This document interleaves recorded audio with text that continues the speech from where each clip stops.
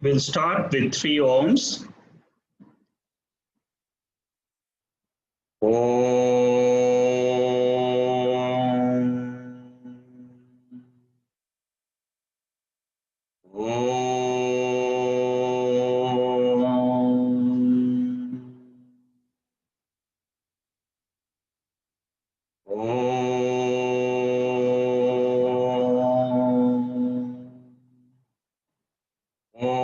Sahana Bhavatu Sahanau Bhunaktu Sahaviryam Karavavahai Tejasvinavaditamastu ma vidvishavahai. Om Shanti Shanti Shanti.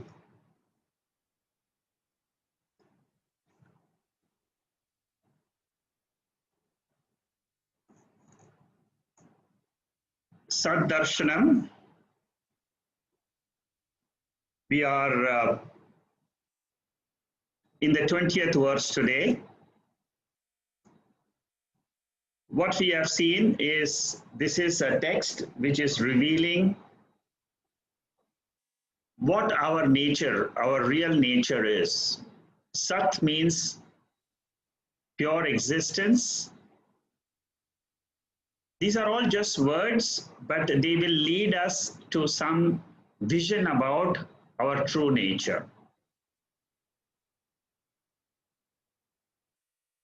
Chit is also another beautiful word, consciousness, which means chaitanyam or awareness. So Sat is Chit and Chit is Sat. There are two words, but they mean the same thing. Like you have wave, you have ocean, you have a droplet. These are all words, but they all mean same H2O.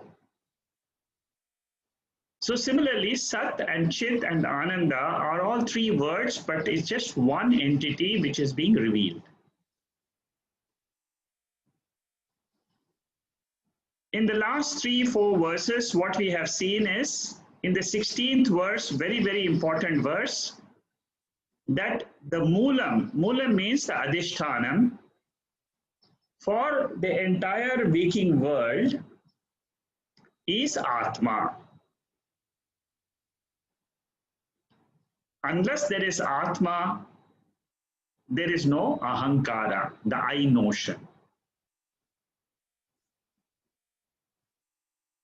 Through the I notion in our mind, Ramana Maharishi is revealing the entire nature of Atma. What he is saying is, try to find out the root of this I in this body, Aham. Throughout this text, he is just asking the same question again and again, which is his fundamental theory of trying to find out who we are. And here, if you go through this entire summary which I have put in this Excel format, if you go through this, you will find out again and again, you will find that he is asking us to contemplate on this I. I means the mind.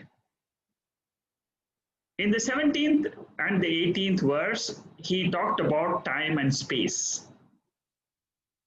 And he says time and space are only relative phenomena in the waking world and in the dream world. It's relative to the Ahankara. The waker I experiences time and space, which is different than the dreamer I, who also experiences time and space. And different than the sleeper I, who experiences no time, no space.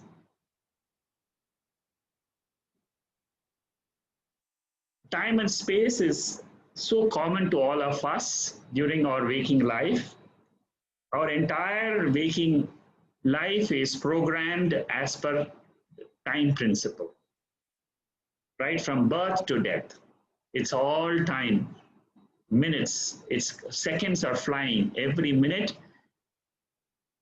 is giving us the status of ahamkara. I am, I am, I am. That feeling in us, I have to do this, I have to do that, I have to accomplish this task, I have to read this text, that text. I plan my future. I'm going to work in this way. All this is with reference to time. And we have to work with time. We have to plan. That is our whole life. But then what Ramana Maharishi says is just become aware that only when there is a I thought in the body, there is a concept of time. There is a concept of space. I am located in London. I am located in Singapore. I am located in India. I am located in the United States. So these are all locations belong to the body. And in this body, there is a I factor. This I is nothing else but a reflection of the pure consciousness. The pure consciousness by itself does not have any location. It is locationless, it is timeless, it is spaceless, it is bodiless, it is mindless. None of these things exist in the pure aham. And that state of pure aham is called as Saddarshanam. In the 19th verse, which we ended last week, Ramana Maharishi compared a jnani to a ajnani.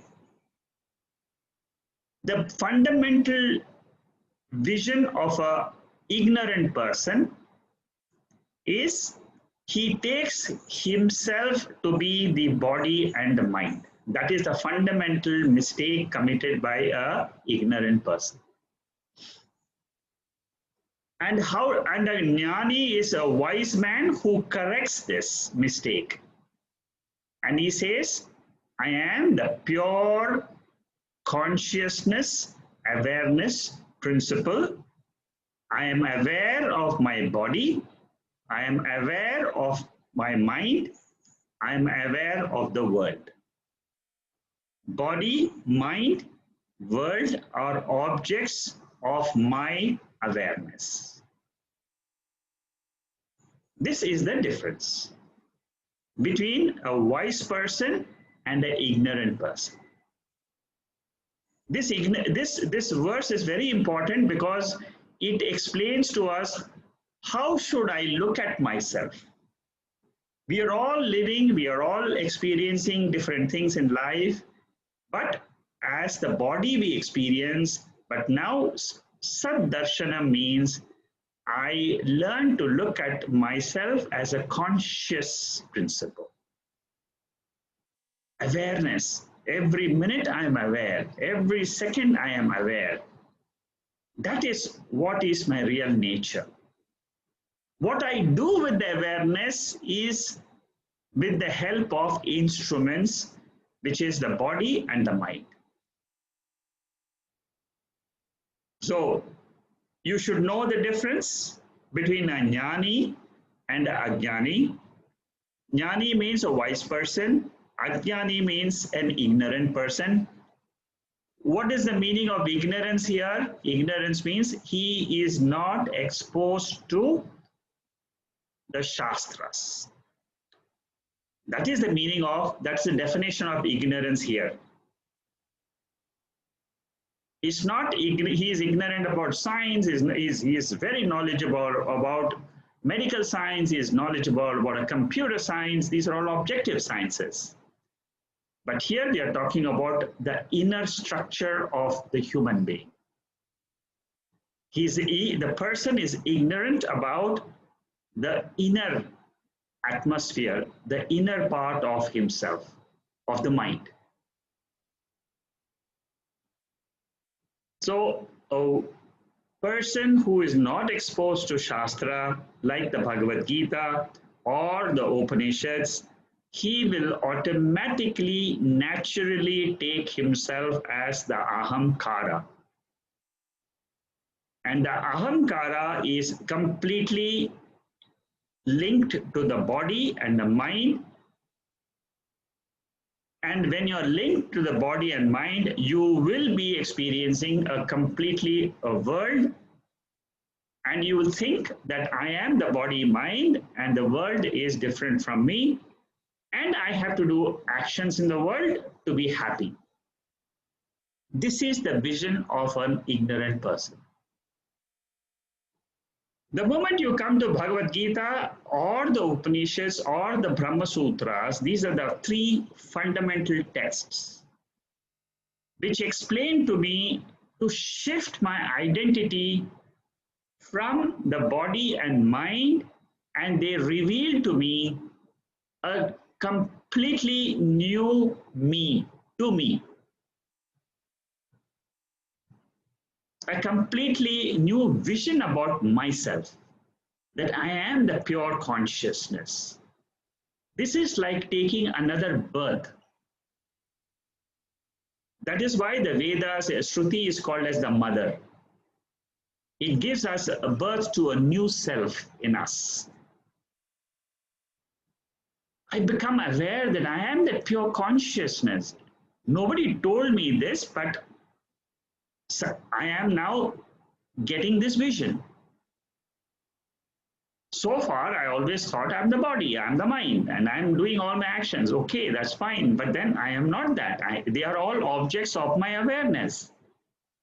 This is a completely new knowledge, a complete new revelation to me. And the more I see and claim this self as the pure consciousness, the Shruti reveals more and more depth about myself. And the real depth of that we will see at the end of the talk today, where I will give you a little bit of presentation of what I have shared on the WhatsApp today with you.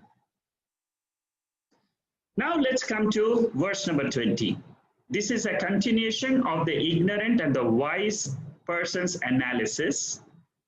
19 and 20 are both analysis of how an ignorant person sees himself as the body and mind, and the world as something different from him. And the wise person, what is his vision? He sees himself as the pure consciousness, awareness principle, and he sees a world of objects and beings which exist in the waking state and which are resolved in the sleep state. Again, they manifest, again, they go to unmanifest. This manifestation, unmanifestation is created by a principle called as Maya Shakti. This is the vision.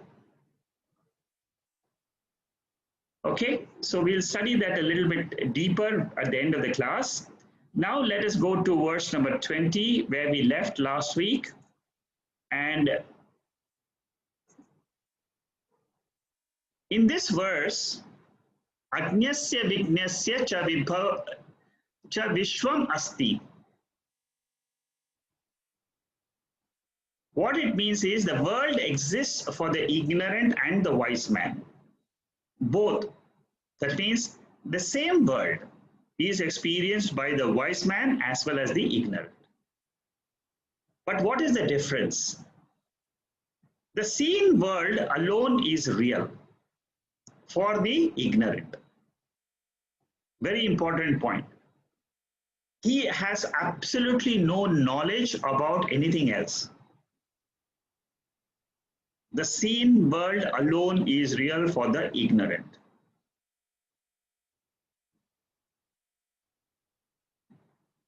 For the wise, what is the vision? The substratum is the real, of the seen world. He says the world is seen, but the substratum is the reality. And what is the substratum? The substratum is pure consciousness. And the consciousness is formless. It is the truth principle. It is a fact. And it is self-evident. Three things we should remember. It is the truth, ultimate truth.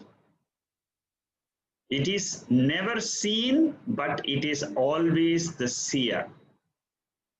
Absolute seer. Beyond which there is no other seer. Mind is a relative seer. Senses are relative seers.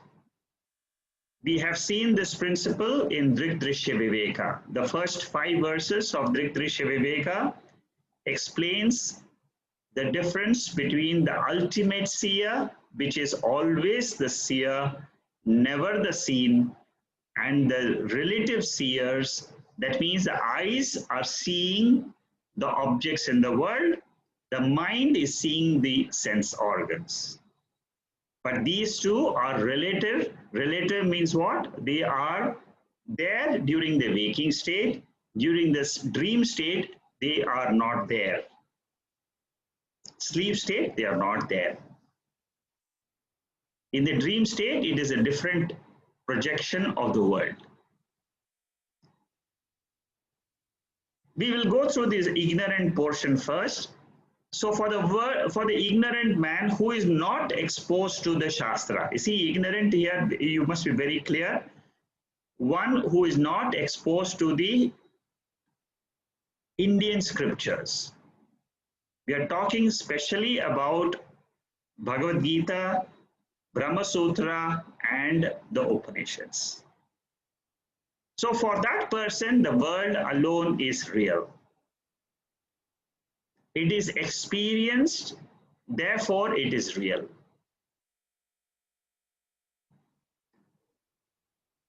He wants to get rid of sorrow by increasing wealth. He wants to change the situations around him, changing a job, getting married, getting, so many changes he wants to make, and he thinks that the world will give happiness. This is the vision of the ignorant person. He goes and watches TV. He feels that watching TV, or the serials, or a cricket match, or something that will give him happiness. But they all give happiness, no doubt. They all give us joy, no doubt. But they are all temporary.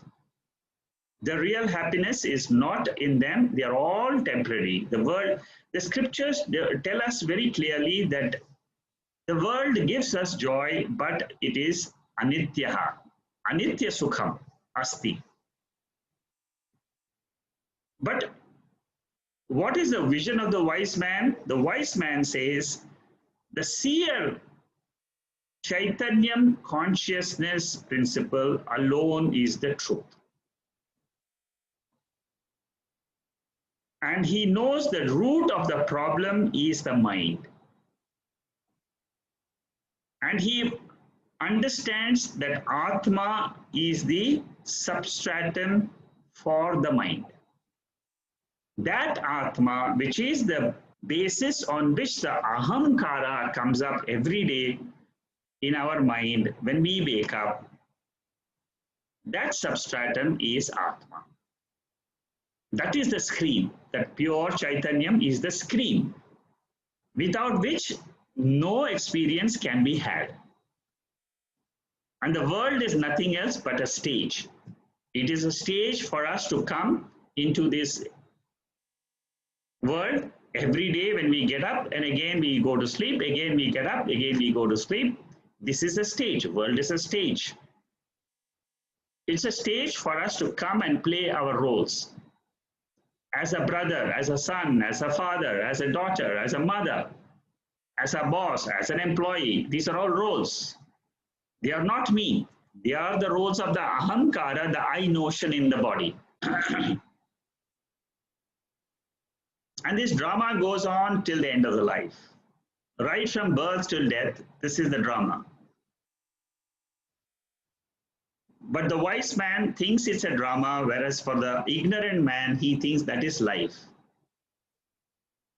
For a wise man, it is role play. For the ignorant, it is samsara.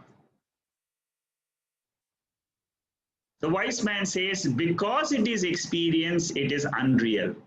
I am the experiencer. I am the reality. That is the vision of the wise man. Chaitanyam is the consciousness principle, which is the knowledge principle, which knows, and it lends this knowledge principle to the mind when we get up every day morning. When the body mind wakes up, the knowledge principle, which is the Chaitanyam principle in us, is lent to the mind. Through the mind, the consciousness principle works, and then it extends it to the end of the cosmos. This is how the whole world of experiences come and go in the waking, dream, sleep states.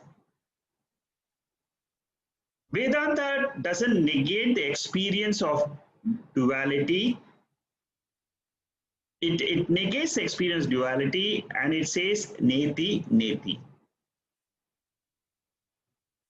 What it says is experiences are there, but they are appearances. Therefore, you negate them.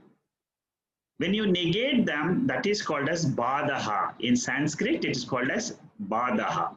That means Jagat is, it is possible to negate the world because it doesn't have its own existence. So duality of experiences is mortality. It is fear. The moment I think it is me, the consciousness, which is everywhere, because consciousness in me is the same consciousness in you. I, the observer, when you are in front of me, suppose you are in front of me, I look at you, or you say, take your family, anybody in the family, he is seeing, she is seeing through consciousness. I am also seeing through the consciousness. That if my vision is on the consciousness, it is a vision of oneness. If my vision is of the body, it is a vision of duality. While looking at the world itself, the jnani will say, I am seeing non-dual consciousness. Because I am the seer principle, consciousness, you are the seer principle. We both are seer consciousness principle. There is nothing else except the consciousness principle. Apart from that, there is world of matter, which is the body, but the body doesn't have existence of its own. Therefore, we say it is Advaitam. It is non-dual. Consciousness is non-dual. It is an Advaitic experience of oneness. And when this is the case, there is no fear because it's all one principle. No mortality because I'm always looking at the immortal consciousness. There is the question of mortality. If I have changed my vision, but if I have not changed my vision, I still see the duality, I still see the difference between me and you with reference to the body, with reference to the space between us. If I see the duality, then there is fear in the mind. There is fear of the world. So this appearance of the world is called as mithya. Mithya means it is false. It doesn't mean it doesn't exist. It means it exists, but it is an appearance. It doesn't have its own reality. Yastu sarvani bhutani atmanyevana anupashyati sarva bhuteshu cha atmanam tato na vijugupsate.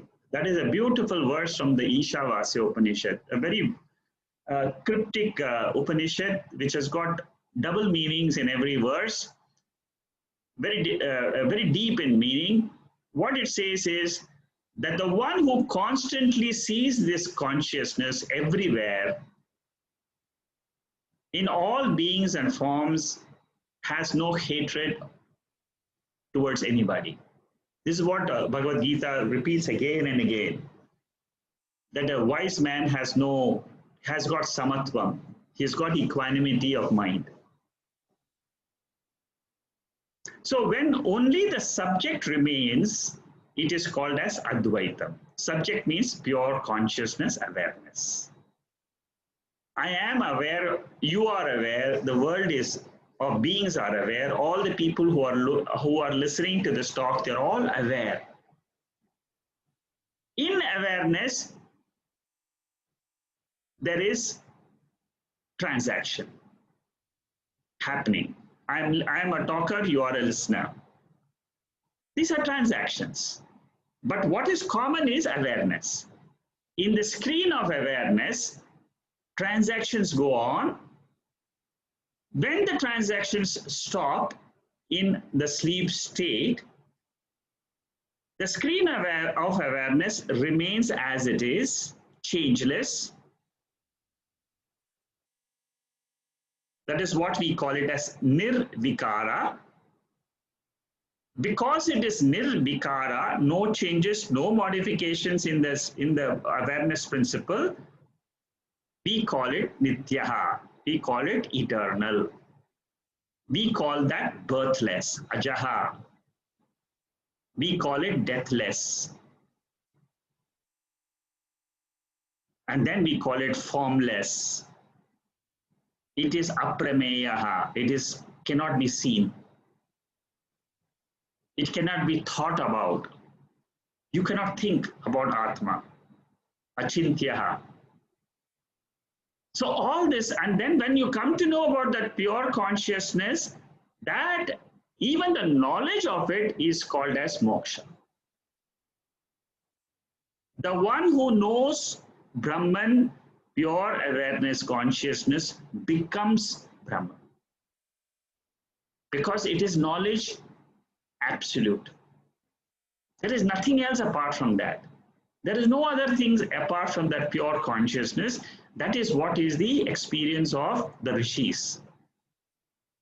That is the vision which Saddarshanam is trying to bring to us.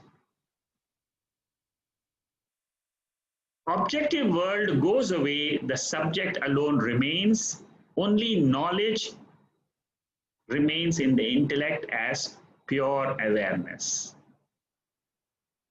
Even after knowing this pure awareness principle, the experience of the world will continue. Very important point in Advaita Vedanta. What we say is experiences will continue as long as the prarabdha of the body is there. Once the prarabdha is over, the body will leave, and then one has videha mukti. Till that time, Jani enjoys Jivan Mukti.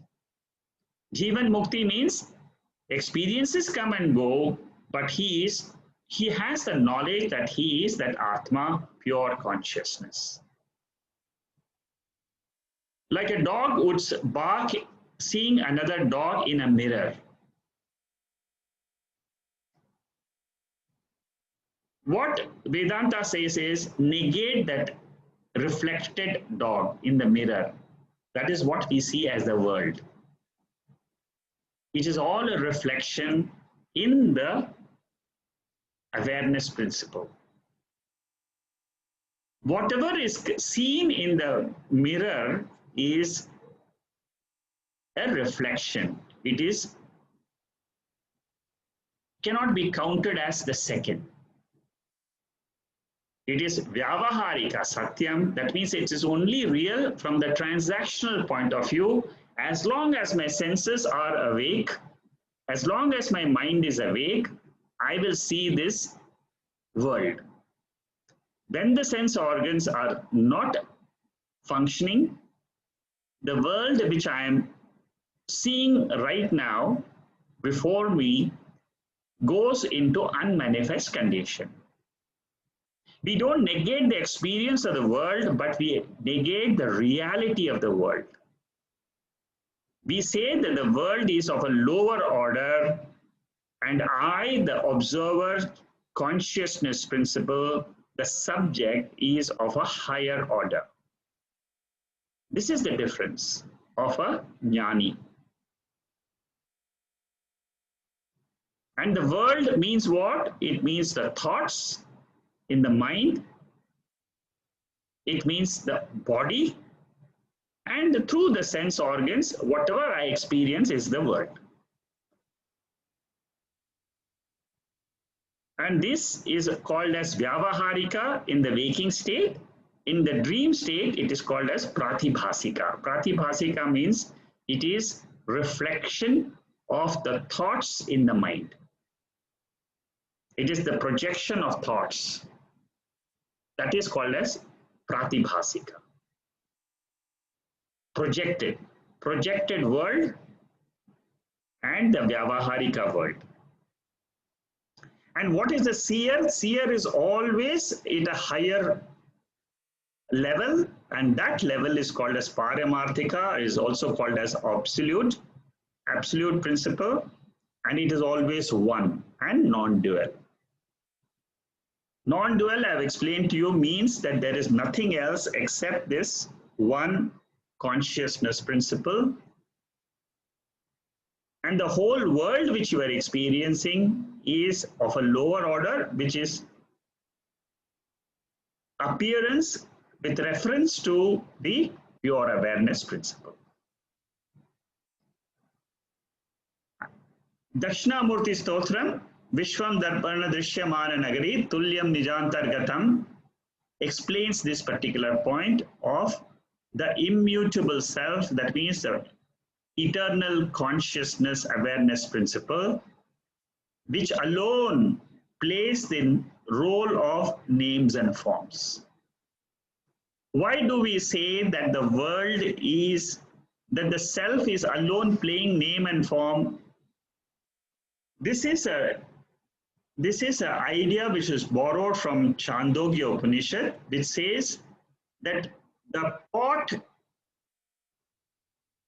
is just a name and form for the clay,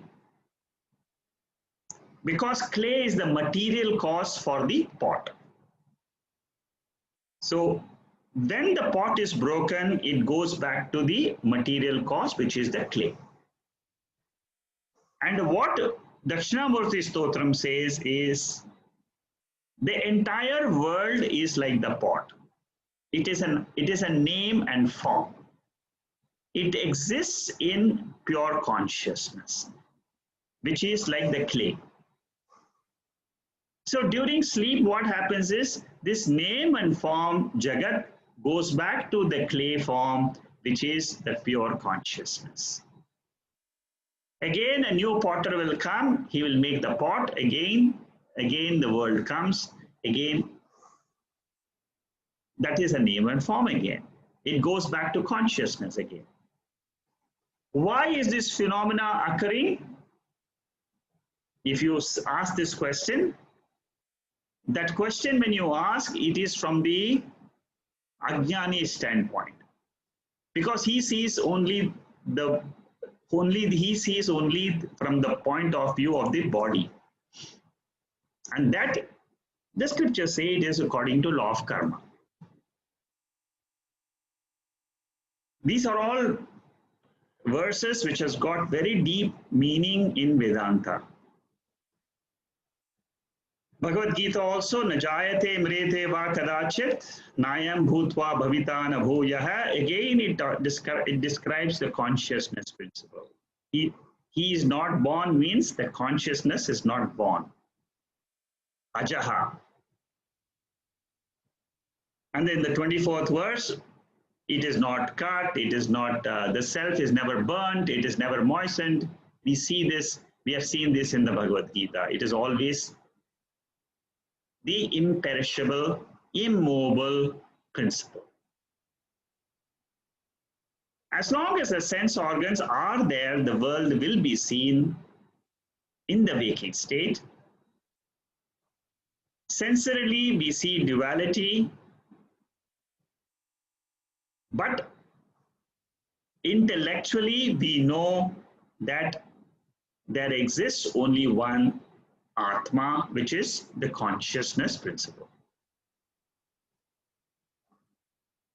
For the wise seer, the consciousness alone is real, because that is the material cause of the entire universe.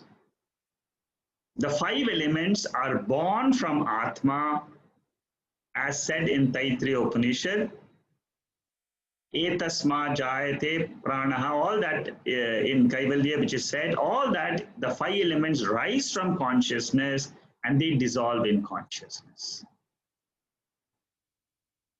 So the five elements which constitute the entire world of Jagat, of inert world, that is of a lower order. The real is the formless, attributeless, Purna Atma.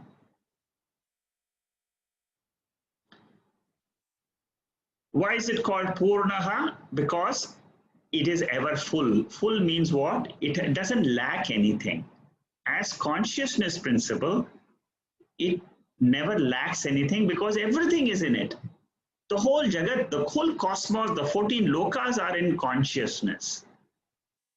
So if I am identified with that consciousness, I am absolutely fulfilled in life. If I am identified with my mind, I am never fulfilled in my life. The mind will always be full of desires. That is the way the mind has been is constituted. Mind has got sanchita karma. It has got thousands of karmas to be enjoyed, the phalams to be enjoyed. So it is not Purnaha. As mind is never Purnaha, Atma is ever Purnaha. Mind is full of attributes. Atma is attributeless. Mind is with form of different thoughts. Atma is formless. What is formless, attributeless, Purnaha is called as real substratum consciousness. Our liberation is not based on the temporary experience of the world, but it is based on the fact that they exist in pure awareness. Ignorance has no beginning, but it has an end. Why it has an end? Because through the scriptures, we will drop our ignorance about ourselves. And when we do that, that is called as moksha. What is the place of destiny or self-effort in our life? That is the question Ramana Maharshi takes up in the next verse. These are all extremely, very, very deep verses. They are all again and again revealing to us our nature, and they are not just meant for just listening once, but they are meant for re-listening or contemplating in your own mind about what we are discussing or what we are learning in these verses. If you want to make the best use of this text, you must go through the thought processes which Ramana Maharshi is giving up in these verses. They are lovely verses, but if you just listen once and then forget about it, it will be very academic.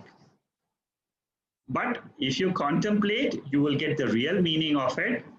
That will be transformational for us. You will transform. Your vision will be transformed. That is the purpose of listening to these talks. How do I look at myself? How do I look at the world? How do I look at all my family, my friends? My vision will change, because if I look at the whole universe as one consciousness principle, one uniting principle. It is a very, very peaceful world. There's a complete shanti in the mind. The mind will not be turbulent, you know. This is what stops the turbulences in the mind. This vision. If it becomes completely firm, which is called as nishtha, jnana nishtha, it can wipe away the entire sorrow from the human mind. This is the promise of the Bhagavad Gita. This is the promise of the Shruti. This is the promise of the scriptures, Upanishads. There is no other way to get rid of sorrow. This is the only method for Atyantika Dukkha Nivritti. That means for complete cessation of sorrow in life, this is the only method. Know yourself as Atma. Know yourself as the pure consciousness awareness principle. Everything else is an appearance which comes and goes. The moment my vision is on the consciousness principle, my sorrows are dissolved.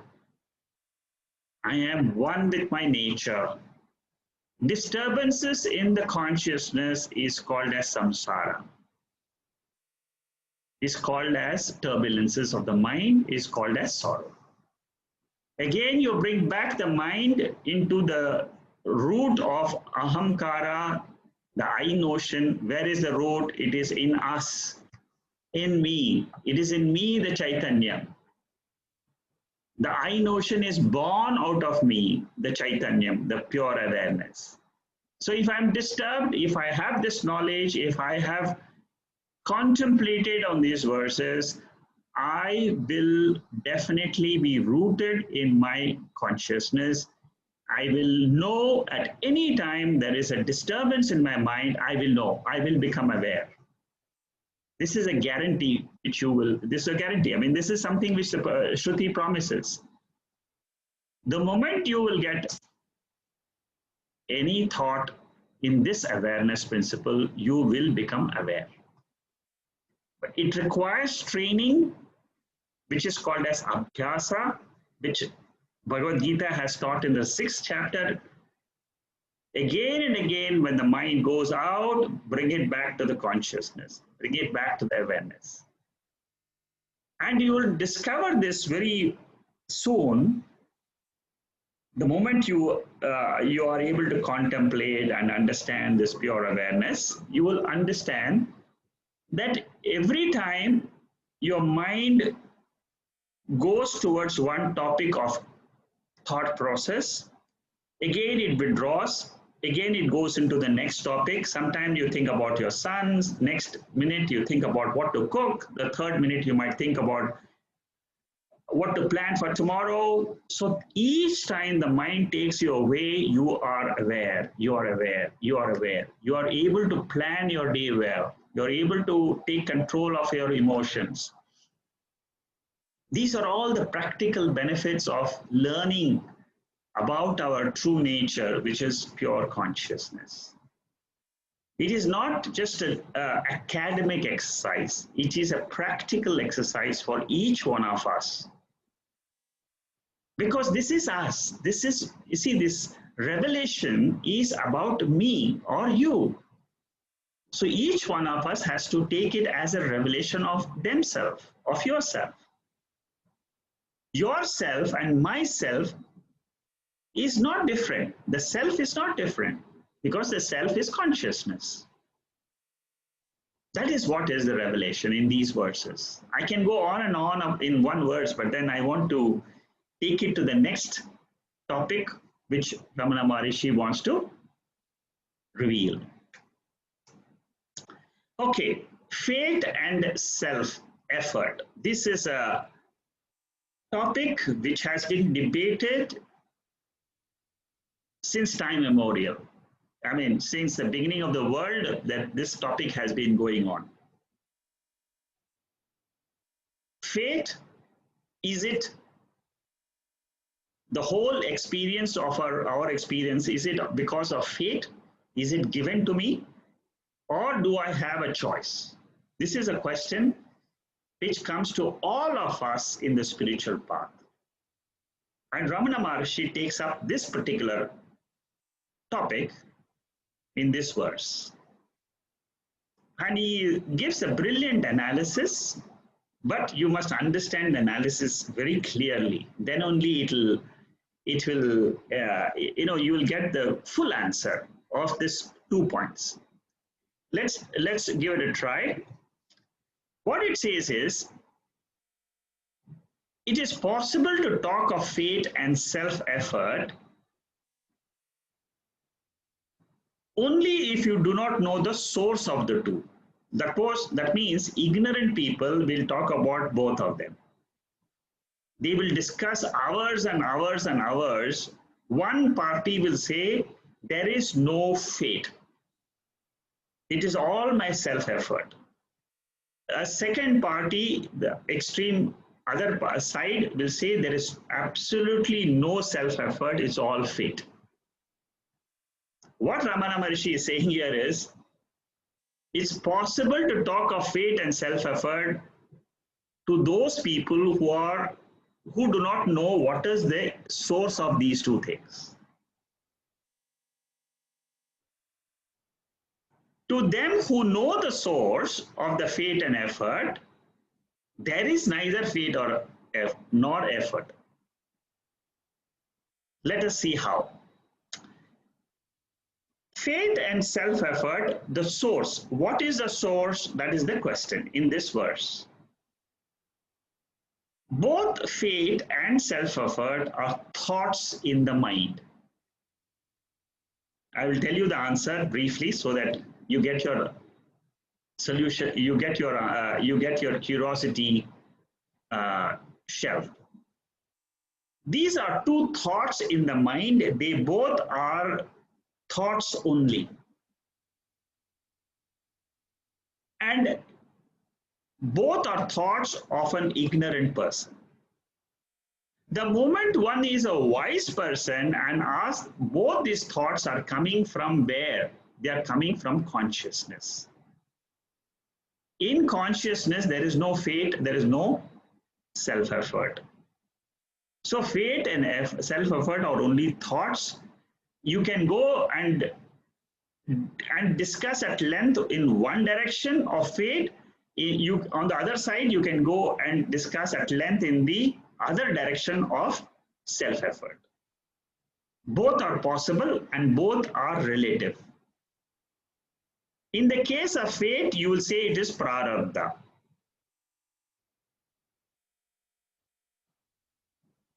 Chance, it comes to us in the present. Fate comes to us in the present as circumstances. Whatever I'm facing today is because of fate. I'm looking at the left side first.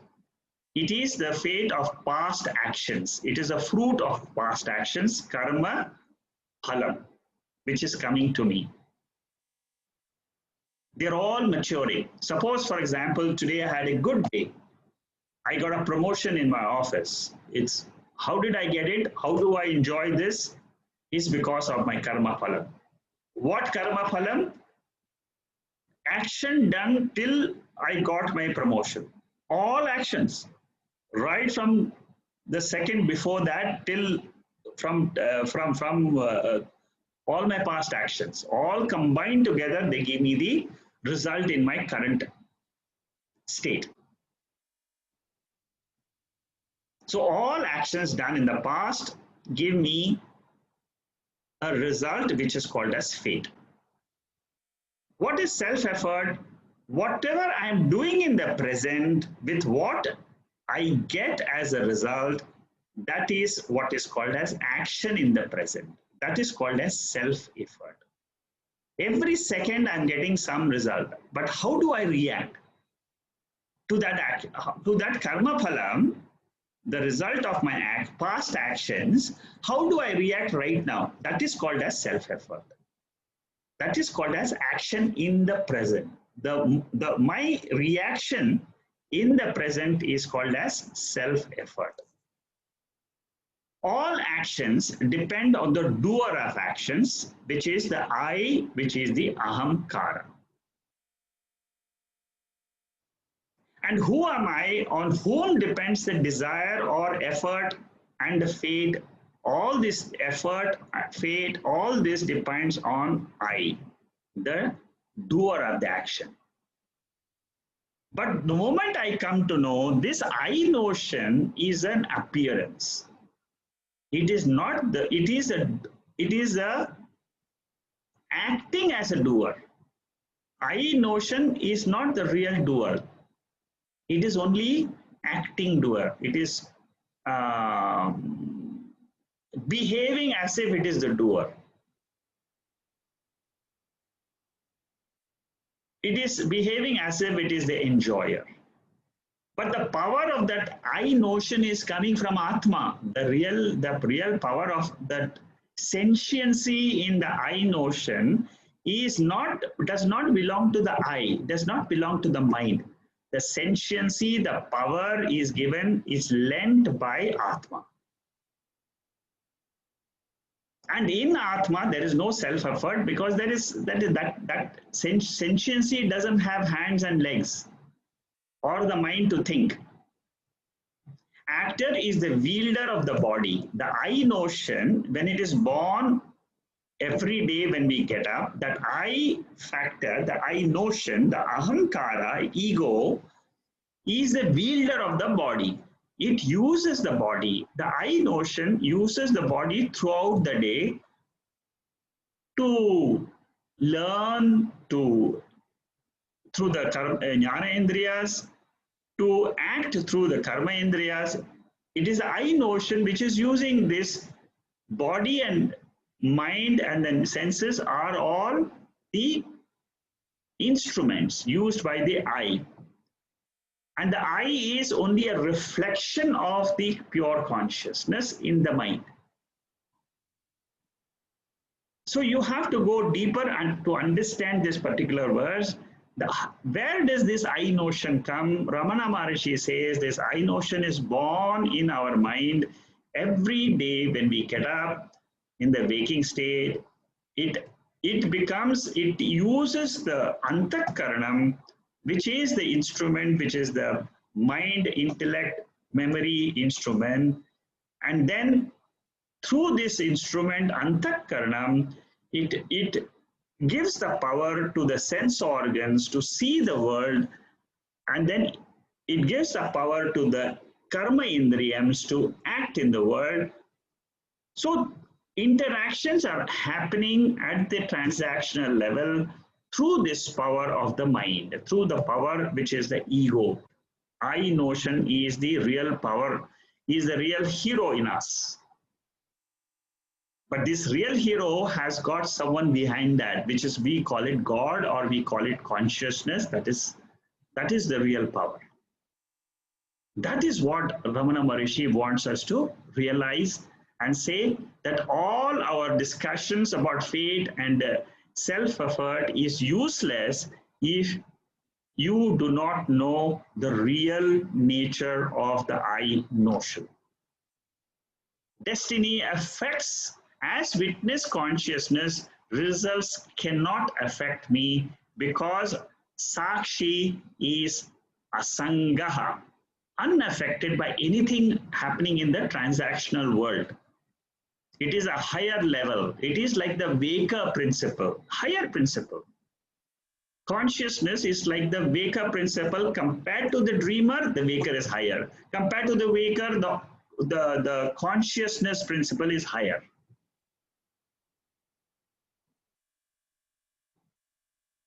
So depending on the empirical plane, all discussions are taking place.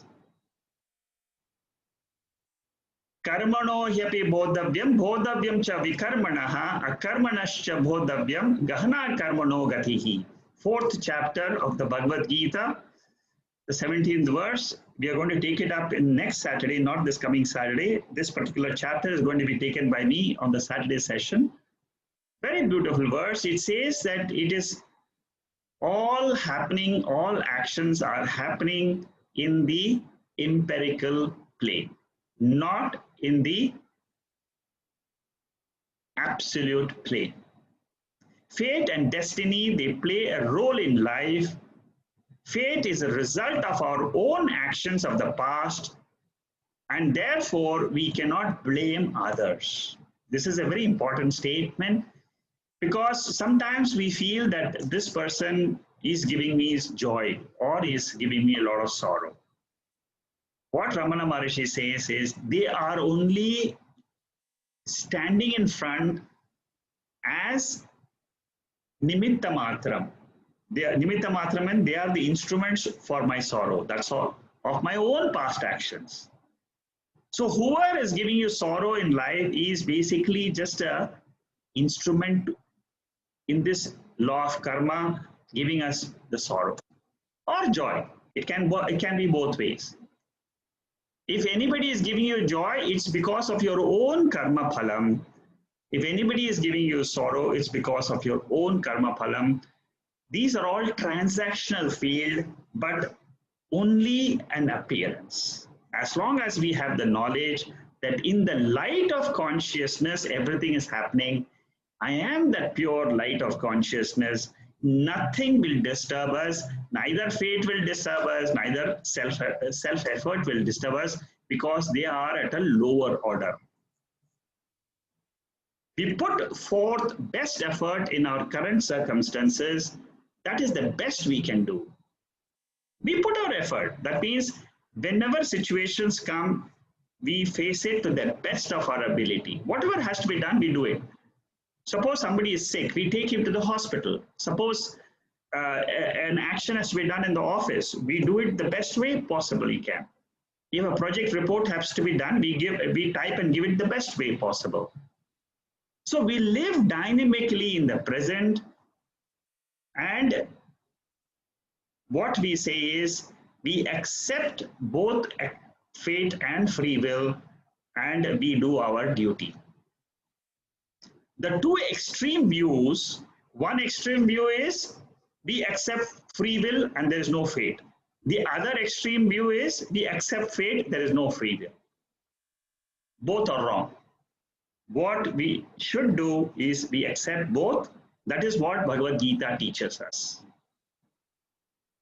Every time Bhagavad Gita says, Uddared Atmanam, get up. Vivekananda also said, come on, get up. Use your willpower. Use your willpower and put the effort required to change the circumstances.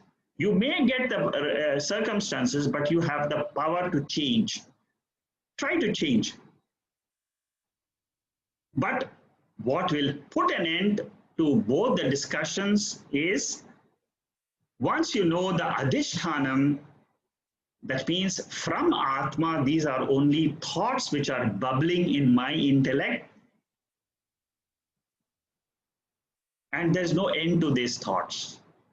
And there is no absolute correctness to any view.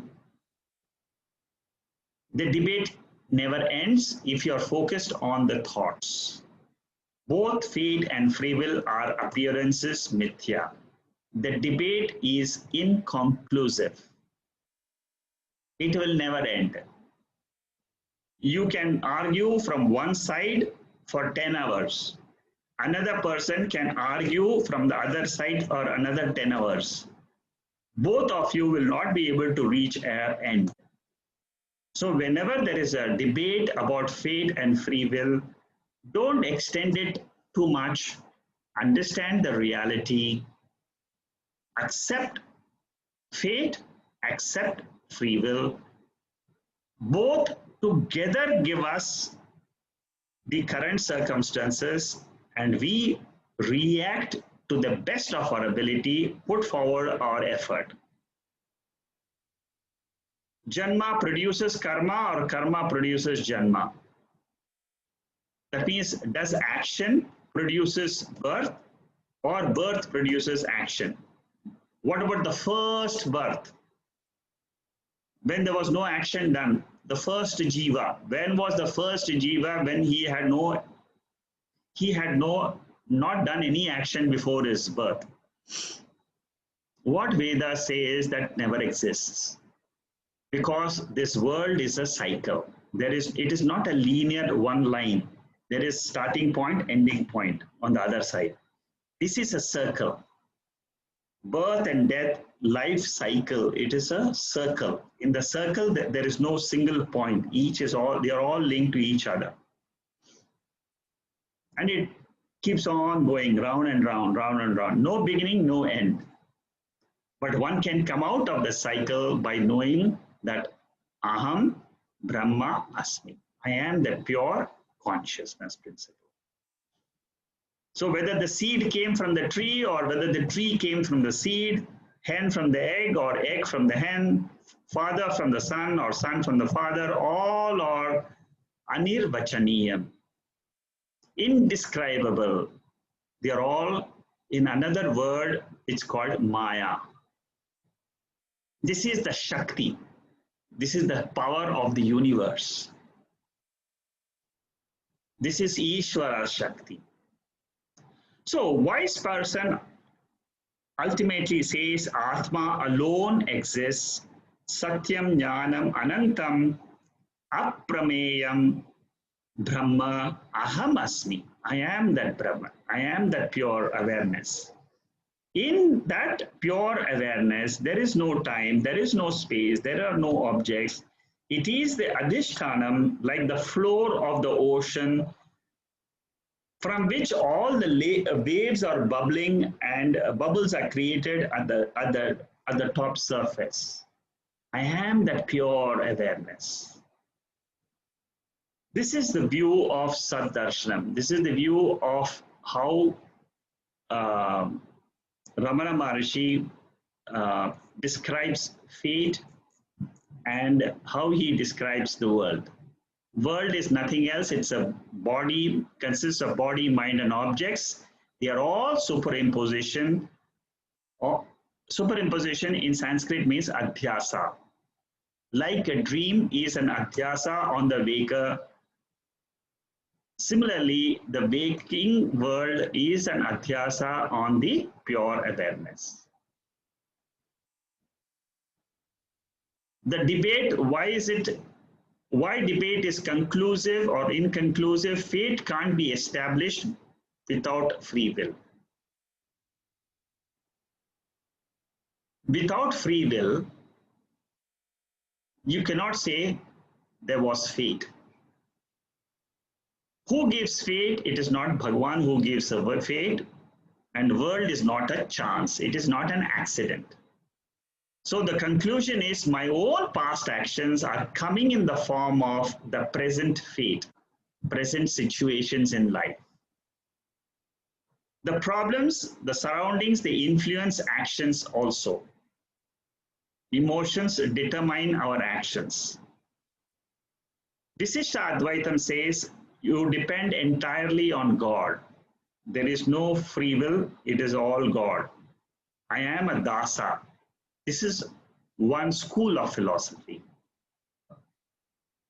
It's all his will, and samsara his slavery. That is one school who believe entirely in fate.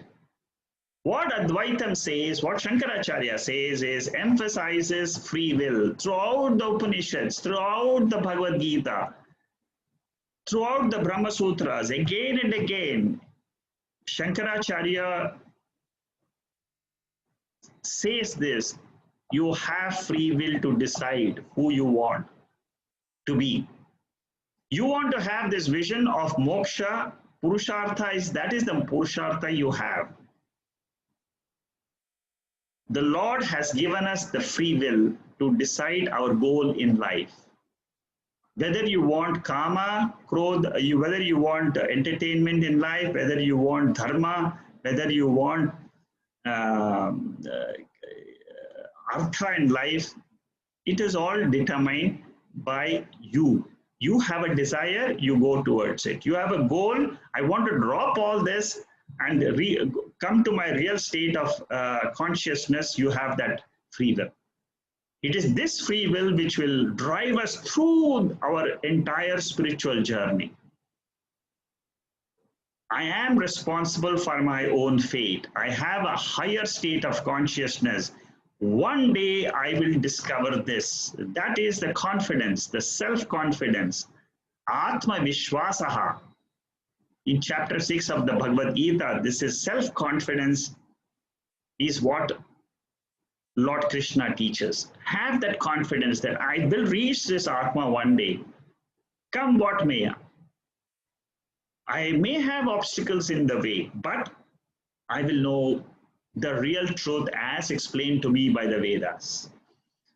Uddharet atmanatmanam, natmanam avasadayet, atmaiva atmana bandhuhu, atmaiva rupuratmanha. This verse from the Bhagavad Gita is a clear proof that every jiva has got the willpower, a free will,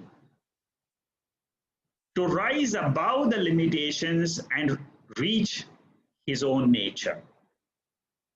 So we learn to say, I can change my fate. To assimilate this Advaitam, what we need is we should make the Purushartha of Moksha as Pradhanam. Pradhanam means we keep this as the topmost priority. If I keep Moksha means freedom from sorrow, as my topmost priority, I will work towards this knowledge of Atma. Because scripture says, know yourself and be free from sorrow. The dream discussion is valid only as long as one is aware of waking. But if you are in the dream state itself, which means you're lost in the thought process. If you're lost in the fate and free will debate, you are exactly like in a dream world.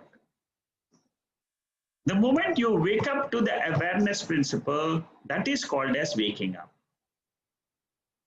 When one wakes up to the immortal, eternal Atma, waking is falsified as an appearance. That means all the discussions, all the debates which you have had, in the previous classes, we had one of these debates, free will versus fate. It was an appearance in consciousness. If you have a debate again today at the end of the class, it is again an appearance in consciousness. It will never end. So there is no end to this discussion because your mind can think in both the directions. One person's mind will think of only fate, another person's will think of only free will. But there is no end to these discussions. Accept both and conduct your life. That is the message of Ramana Maharshi. Adhisthana of Ahamkara is Atma. There is no present, past, or future in Atma because Atma is timeless. Timeless means it is eternal. Eternal means it is pure awareness.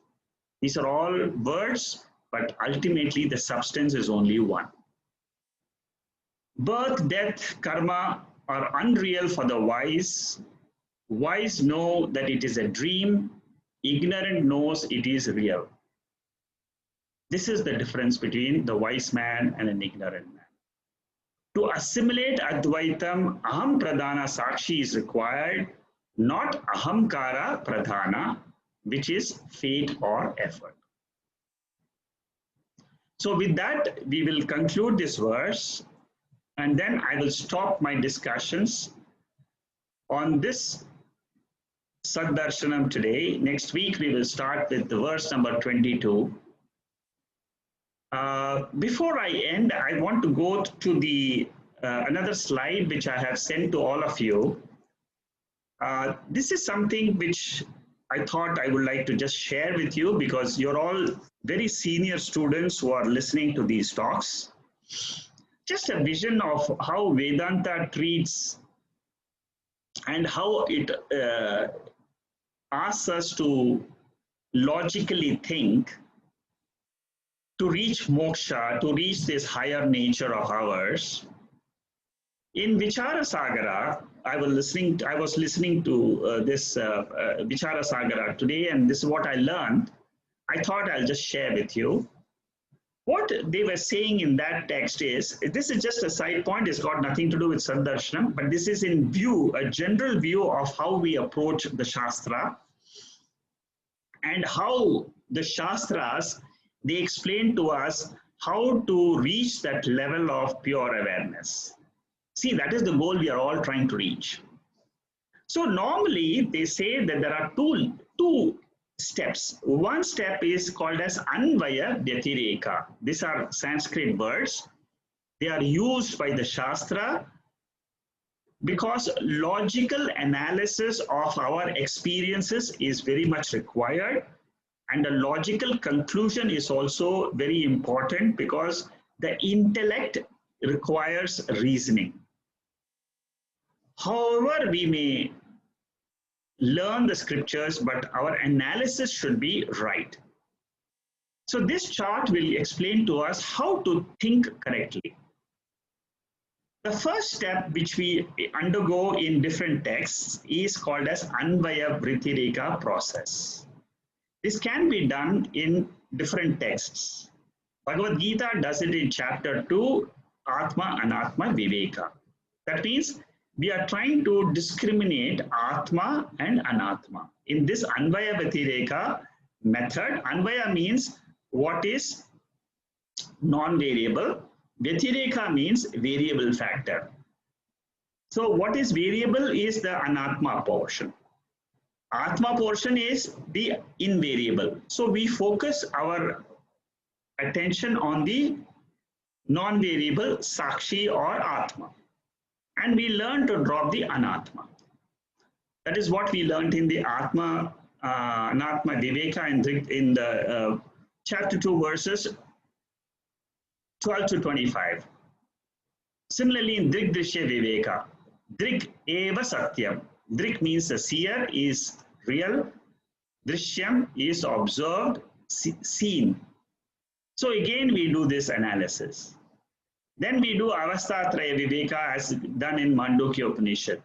The three states, again, we do the Viveka, discrimination. Or we do the Panchakosha Viveka, Atma and Anatma. That means whatever is 5 koshas, we learn to drop the 5 dresses. And then we say, Atma is my real nature. Or we learned as in Purusha and Prakriti in the chapter 13 of the Bhagavad Gita, that this is all, Purusha is the Atma, Prakriti is the nature, which is matter. So we learn to differentiate these two. Nirvana Shatkam also, we say, I am not the body, I am not the mind, I am not the buddhi, I am not punya papam, I am not the intellect. So many things it talks about. I am not this, not this, not this.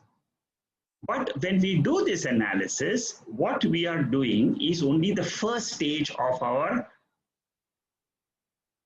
reasoning. I am Atma and there is Anatma different from me, which is called as Dvaita. When I do this Atma analysis, it is not fulfillment. It will not give me fulfillment. It will not give me moksha. This is what Vichara Sagara bangs the student again and again. Don't stop with Atma Anatma Viveka alone. And in Vichara Sagara, in that, I mean, I've done the Vichara Sagara text for all of you, so you can remember this. But this is a bang and bang. The author keeps on, the Guru teaches this again and again. All this is taken up there. Then he says, the Guru teaches, there is a second lesson which you all have to come. And the second lesson is an important lesson, which is Mahavakya Vichara. In Mahavakya Vichara, which is primarily what is taught in the 13th, 14th, and 15th chapter of the Bhagavad Gita, which is the essence of the Asipada. That means we take the Tat, that means which stands for the Lord. We say that Lord has got 2 forms, Saguna and Nirguna. We take the Saguna.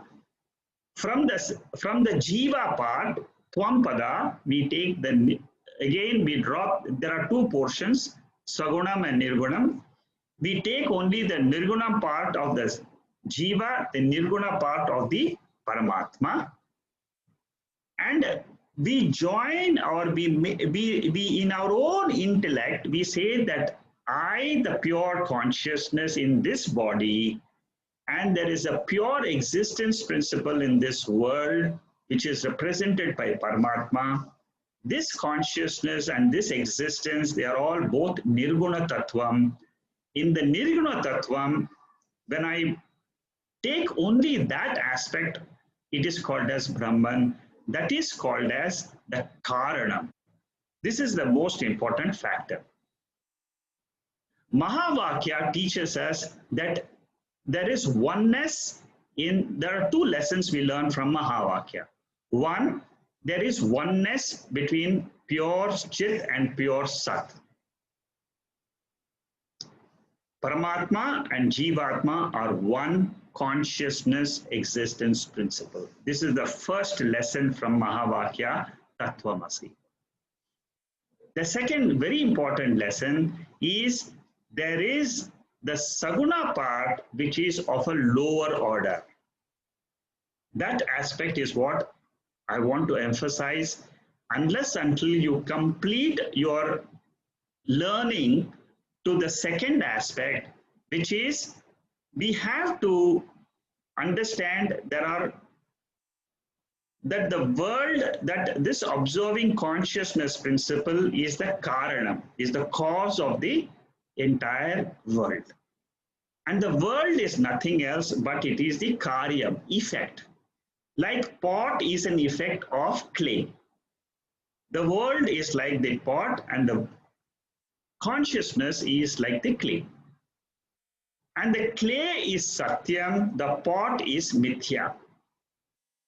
Observer consciousness is real, paramarthikam, absolute principle, which is the ultimate, whereas the world is of a lower order, which is unreal, which is vyavaharikam. But this vyavaharika world cannot exist without the consciousness.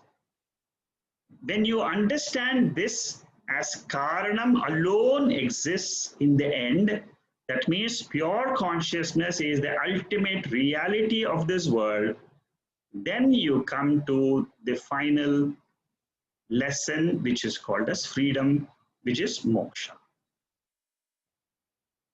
Learning this ultimate principle as the ultimate principle, that means pure consciousness principle, is the ultimate teaching of the Veda.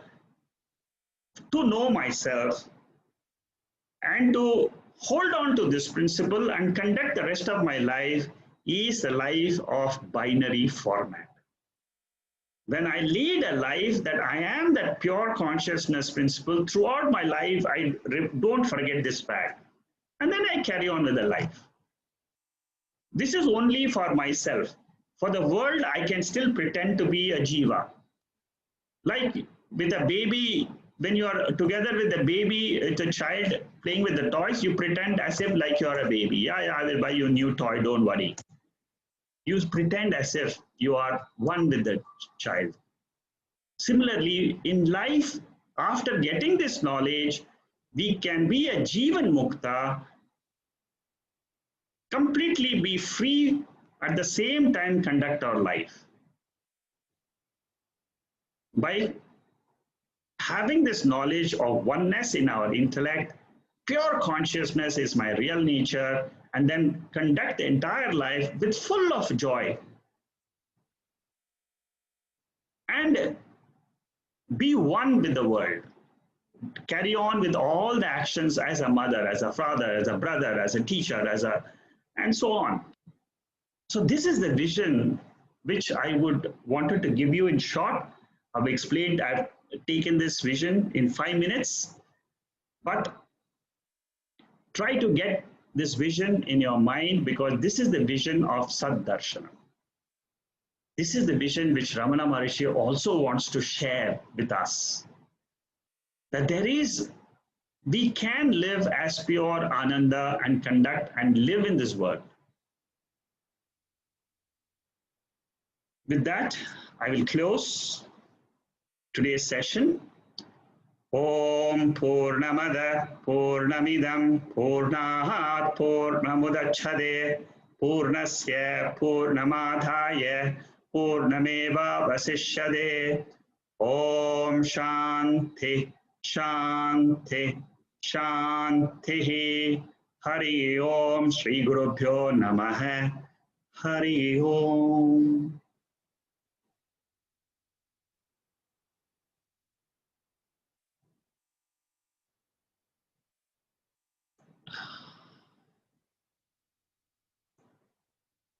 There is no question on the chat board.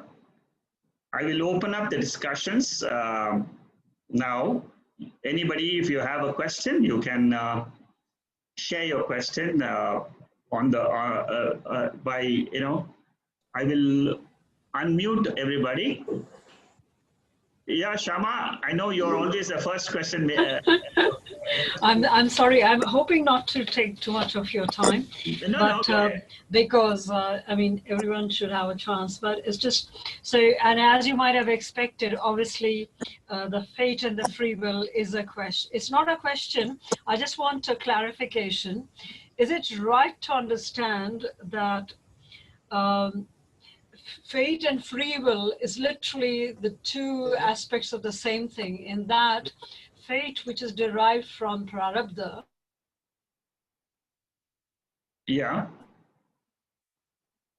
was the static point at which I was born, and that literally was my free will in my course of this present life. Is it so? Two sides of the same coin. That's what you're saying, right? Yeah. So one was a static one, the fate. I was born because of my prarabdha karma. Yes. I was born to have some idea from my past life of my spiritual journey. And free will is what has determined, in terms of what I have done so far in my life, that I did this and I did that. Probably I was still seeking the same question. But now finally, with my proper exercise of my free will, I have now come, for example, I'm attending the class today. Yes. Yeah? So is that my exercise of my free will that I have done? Yeah, of course. Yes. At every minute of our experience, of our waking life, we are using our free will. Every minute of our waking life. Okay, so that's literally, really, there is not much debate that about the fate and free will. In the same context, I wanted to ask, so what is this idea of divine grace in Vedanta? Okay, divine grace flows in the form of teaching. Ultimately, divine grace comes to us in the form of teaching from the higher principle, from God. The grace flows through the guru, through the scriptures. It comes through the guru and then to us as a way of learning. But isn't that something that through our free will we ourselves have actually earned it? So it's more of a Atma grace. So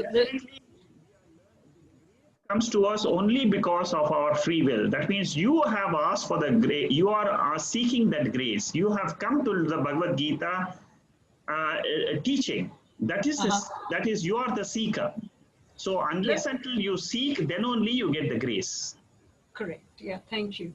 And then the last one is, now that I'm on this path, as the path has been lit up for me, and I'm actually on the path of Saddarshanam, so I'm using my free will to uphold Satyadharanam, that I believe strongly that this is the Saddarshanam is my goal.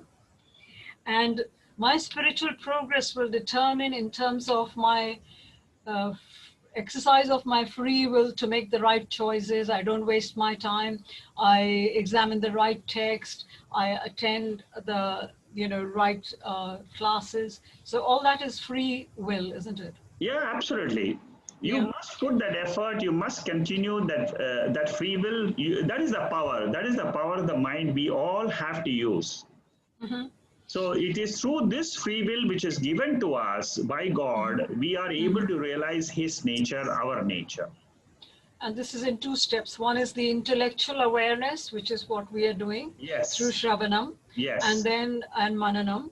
Yes. And then it leads to a transformation in my spiritual awareness. Yes, that's correct.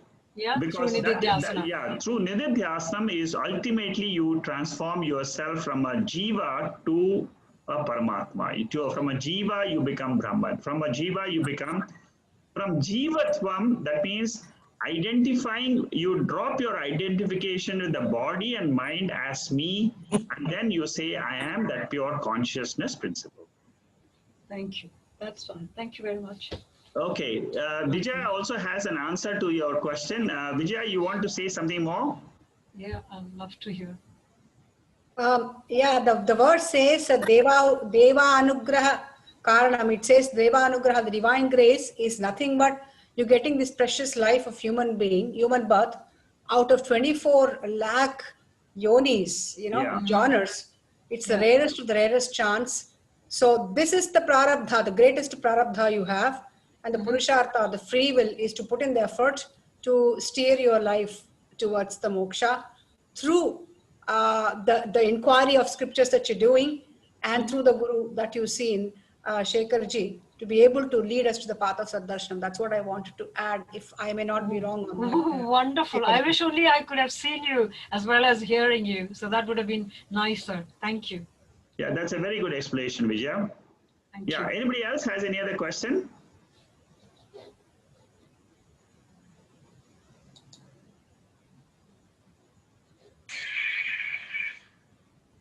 Bolo, bye-bye. This one, let's say a person if is born blind, Yeah. can we say it is fate or destiny? Yeah, it is fate. To some extent, definitely it is fate. I mean, he will not be born with his own willpower and say, I want to be born blind, So whatever, that is why I said, whatever we get in our life, you say that is my fate. But I cannot stop there. I have to say that I have a free will to change. Now, in my next birth, I will have my eyes back. Go with that confidence that I will get my eyes back after in my next birth. I will still lead a good life. I will still try to seek who am I, even if I am born blind. There are people who have been born blind, but they have known the real truth. It doesn't stop you from putting your purushartha and say that Bhagwan has given me this life. I don't know why, but I didn't stop there. I will still put my effort and I will try to make my life as spiritual as possible. But it is, sometimes they say it's depend on the past karma, something like that. Yeah, it is. Fate means past karma. See, I see, nobody knows what actions you or I have done in our past lives. We don't know. So, according to the law of karma, if somebody is born blind, somebody has got a cancer, somebody has got this disease or that disease or this problem, the only answer the scriptures are able to give us is it's your own actions which you have done in the previous births. So unfortunately, none of this is visible. That is why it is called as adrishtam. That means it is totally invisible, unseen. These are all unseen factors which I don't know, but they do exist, and then I accept it and I move on. See, I move on with the hope that one day I will be able to realize my nature, my truth. So have that. So it doesn't depend. Huh? So it doesn't depend on the fate, destiny, or free will, or whatever. Life totally does not depend on only the fate. Life also depends on the free will, which means I will put my free will and I will act. I will try to learn. Like for example, even at this age, you are trying to learn and attend these classes. This is your free will. you're using your free will to learn these spiritual lessons. So that is again, which is your self-effort.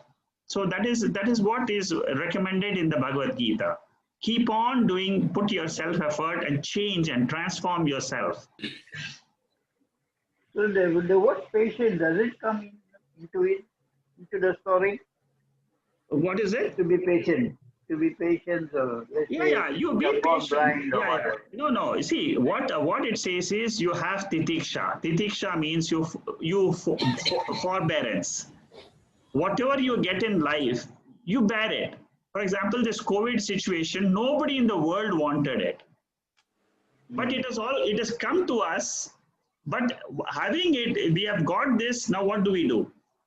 We have to still make our effort, put our effort, and then carry on. See, 2 years ago, if you had asked me, nobody imagined that a situation like this in the whole world will come, where there is a million, so many people have died, so many thousands are affected, lives have been changed. But this is samashti karma. This is the entire planet our whole earth is affected by this. This is called as the karma phalam of the whole universe. So that also affects. They call it the unforeseen circumstances. Yes, that's correct. That unforeseen circumstances is called as fate.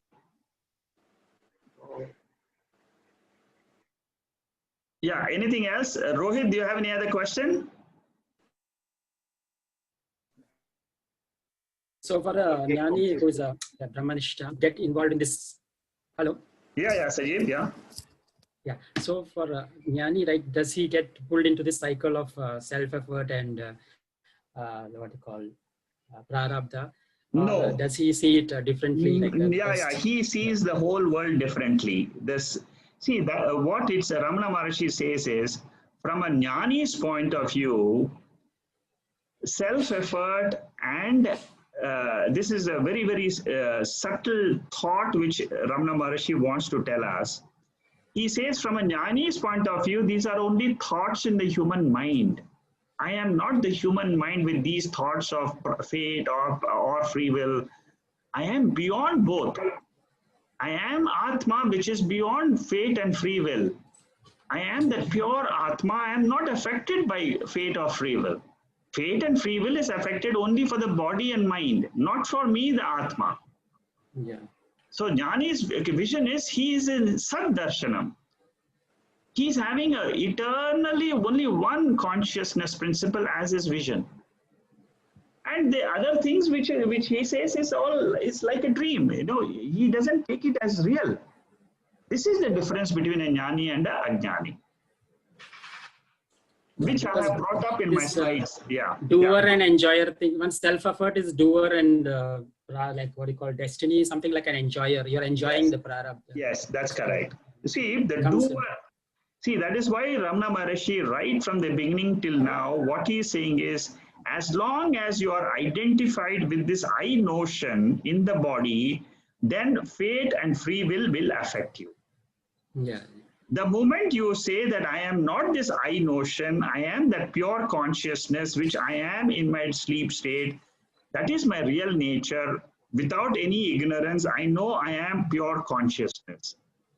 So once I am with that as my real vision, then this entire questions, they go away. Are you clear, Sayyid? Yeah. So that is the Jnani's vision. That is the vision which he's trying to teach in these verses. Okay. Anybody else has any other question?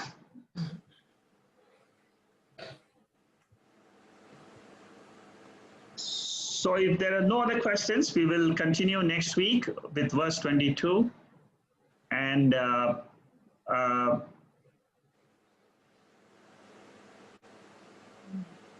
we'll see what text we will be doing after this. I've still not decided. It might be Dakshinamurti Stotram, which we have not seen for the new group. They have not heard the Dakshinamurti Stotram. There was a request, and I'm considering that I might take Dakshinamurti Stotram, or I will take that first probably, and then I will continue with some other text. Not Vichara Sagara, but I might take up. I'm thinking of Panchadasi because there's a lot of references of Panchadasi in Vichara Sagara.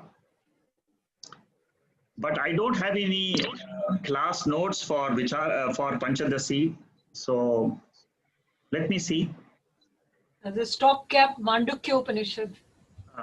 Mandukya Upanishad, ideas are always welcome. It's always yeah, even I was going to suggest oh, sorry. Yeah, one more round of Mandukya, right? Yeah, so because it complements what we've been doing this far. So okay, who can help me to brush up the Mandukya Upanishad notes in the sense that I want it to be re-cleaned and represented.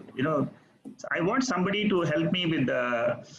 I have some notes, but I need it to be brought up into a class format. So, Shama, would you like to take up Dakshinamurti? I have some notes in the website. I will. Yeah. I can send you the link. Then what you can do is you can just go through the notes and then just delete a few things here and there. Yeah, no, I can do that. Yeah, I'd love to. Yeah, are you quite familiar with Word document, PowerPoint presentation? Are you familiar with that, or would you like to just correct by a pen or pencil and then you send it to me? I can get it corrected. So, are you familiar with the? I know if the PDFs are all cannot be modified, isn't it? No, PDF so can be modified. Word document can be modified. Word document I can do it, but PDF I wouldn't know how to. No. I'm saying I can send you a PDF. I can send you a Word document. That will be fine because that I can do. So I have some class notes of Dakshinamurti which I have taken for the class before. Yeah. So if you, I will send you the link tomorrow. Sure. Let me try. I won't promise, but let me try. And I'll send it to you as I'm going along, so you can see how successful I am. You can send me 10 pages or 15 pages. Yeah. So it'll be good. You just because I feel that I don't need to present the whole what I did before. So perhaps you can do that. And Rohit, do you want to do for Mandukya Upanishad, or you're quite busy with your work? I'm a little busy this month, but the month following I'll be okay. Okay, if so, anybody, if you can help me to, because I don't get time to rework the notes. So Panchadasi, this Vijaya is helping me with that. She's doing first chapter now, and then so if you can help me to because the whole class notes I have prepared is with a view to something else. When I listen to some talks, I prepare the notes which are there in the website. But in order to represent this correctly, I would, they have to be, a few lines have to be deleted and so on. That's all, Yeah. So Shama, I'll send it to you. And if anybody else can help me with Mandukya Upanishad, I will appreciate it. Okay. Okay, thank you and good night. Thank you. Jayji, for the Mandukya, are you just going to cover the Mandukya itself or including the Kalikas as well? Well, I mean, I can cover the Karika, but I want somebody to just asking. Yeah. Just asking, because the last time we covered like the Upanishads itself. Yeah, correct. So right now I'm thinking of representing the Upanishads again. Upanishads, okay. The notes which I had taken up in the class last time. So I want somebody to just say that, okay, delete a few sentences here, there, and otherwise I have to go through the same again. I can do the same. By when do you want this, Shekharji? By when do you plan to take the Mandukya? See, I have another 20 verses or so in Saddarshanam, which will take me about 4 to 5 weeks. So it'll be after 1 month only. So you can. Sorry, your voice broke, Shekharji. Could you repeat yourself? it will be So, after. Shekharji, you just send me the Mandukya. Let me see if I can help you to some extent. Yeah. Okay, so maybe 1 month you can work on it, and then see what till Rohit can come back. You know. Yeah. By when did you say you wanted to shake it? Your voice broke off when you Yeah, were I speaking. would require it say in about a month's time, about roughly 1.5 months time. I see. Okay. So about 6 weeks from now.